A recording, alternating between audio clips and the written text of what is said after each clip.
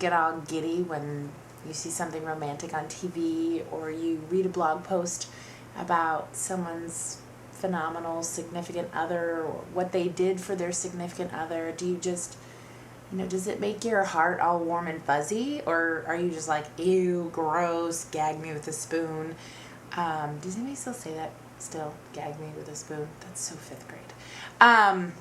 No, I lie. I don't think anybody says that anymore because I've never heard my kids say that. So anyways, so what we know is, are you a hopeless romantic? And what I've had suspicions of over the years is, yes, I am a hopeless romantic. I just am. And in a conversation the other night after an episode of Ugly Betty, I realized that I totally am a hopeless romantic. And not that there's anything wrong with that. I mean, it's nice to have the dreams and the, just the storybook ending. Is it going to happen? No, probably not. But, it's just that one thing that you just, I don't know. And let me explain what I'm talking about. But first, I want you to look at this clip, because this totally, now I love Ugly Betty. Always have loved Ugly Betty. I think it's a wonderful show.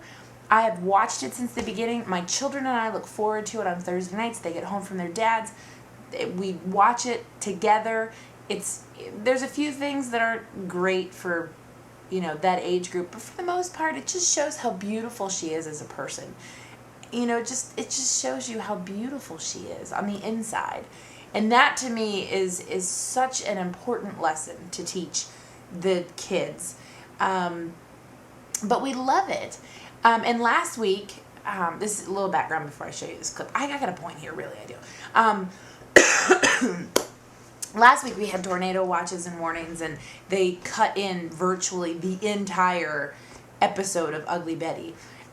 So in order to watch this week's episode of Ugly Betty, I had to watch last week's online, which it's kind of cool, actually, because there's like no commercials.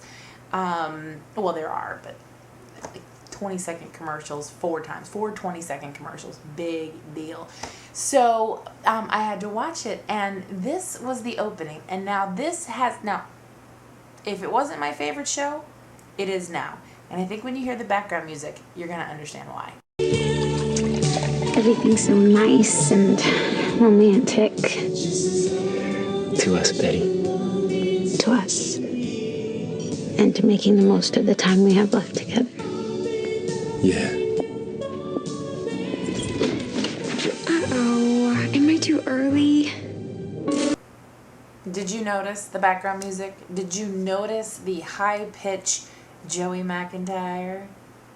Please. Don't go, girl. Yeah, New Kids on the Block. Which, by the way, did everyone catch them on Friday? Were they not phenomenal? Actually, I think the best part about it was when Donnie lifted up his shirt and you see a little happy trail. And, oh, yeah, he's so cute. I really am 31. Where was I going with this? Oh, yeah. So that was romantic, except when the wench walked in at the end. But I've been following Ugly Betty, and she started out with, I can't even remember what his name was when the show first started, and they broke up, and then Henry came along, and there's been a lot of drama with Henry, and he was dating Charlie. That's the wench at the end. If you don't watch, I'm just filling you in. He started dating Charlie, but he was really in love with Betty, and Betty was trying to get rid of whatever Charlie, or Henry's a geek, but this guy was a geek. And so, I don't know, they broke up, but Charlie was pregnant, and it's his, but he loves Betty, and they've got 3 weeks until the baby comes, and Charlie's back, but, they're planning on ending it after the 3 weeks, because the baby's coming, and he's going to Arizona to be with Charlie, not to be with Charlie, but to be with the baby. So I was a little disappointed when that episode ended, because it's like, oh no, and I really do like Henry, geeky as he is. But there's been another guy in the picture, and his name's Gio, and Gio runs a deli. He feeds Betty, and any man that feeds a woman is top-notch in my book. Seriously, that's just so awesome about it. A guy that can cook is, yeah. so there's this other guy, Gio. He's in the picture. And Gio is laid back. He's hot, I think, anyways. He's a sweetheart, but he's got that Brooklyn, edge to him. He's not a geek. And there's Gio. And Gio enters the picture this week. And he's flirting with Betty, and he's talking about being her rebound guy. And Betty's so hung up on Henry. Betty loves Henry. And Betty always does the right thing. And they dance, and he kisses her, and it was a kiss, and she kissed back. I don't care what she says, she kissed back. But then this is how it ends. And I've been replaying this scene over and over and over in my mind. But this is how it ends. And honest to goodness, my heart just, I can't even describe it. So check this out, Betty and Gio. Crazy idea. Do you want to maybe do something sometime? What, like a date? I don't know. Yeah. I don't think so. What? I don't think it's a good idea. Okay, I'm a little confused. See, you kissed me, and then you danced with me, and you talked about being my rebound guy, so... I mean, what was that all about? Well, that's just it. I don't want to be the rebound guy. I want to be the guy.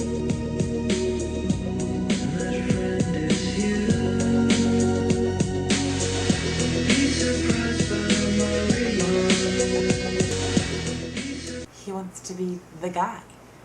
He doesn't want to be the rebound guy. I think that has to be, by far, the best line that I have heard in a really long time. I don't want to be the rebound guy. I want to be the guy. And so now we have to wait until next week to see what happens. And on the previews, Charlie's coming back. Not Charlie. Henry's coming back. Gio's going to be there. Somebody's going to propose. And then it's going to be the cliffhanger. I'm going to wait all freaking summer to find out what happens. Because you know what? As much as I like Henry, I'm pulling for Gio. I've always thought that Gio had something there, and I'm pulling for Gio. I am. And now I have to wait. I have to wait and see what happens. A hopeless romantic is not the same as a hopeless flirter. A hopeless romantic dreams of who they will spend the rest of their life with and what the two of them will do together. They want to be romanced with sweet, simple things and the thoughtful, amazing surprises. They dream of being loved, but also loving somebody. They don't just want somebody to hold them, they also want to hold someone. They realize that love isn't just about one person, but both people. They are hopelessly in love with being loved and loving back. And I like that definition. And so if you ask me based on that definition, am I a hopeless romantic? Abso-positively-lutely. That's my new word. Abso-positively-lutely. You like that? That's a Heatherism for sure. I'm going to write that down and remember it. Why? It's broadcast on the internet. So, based on that definition, are you a hopeless romantic? Or could you take it or leave it?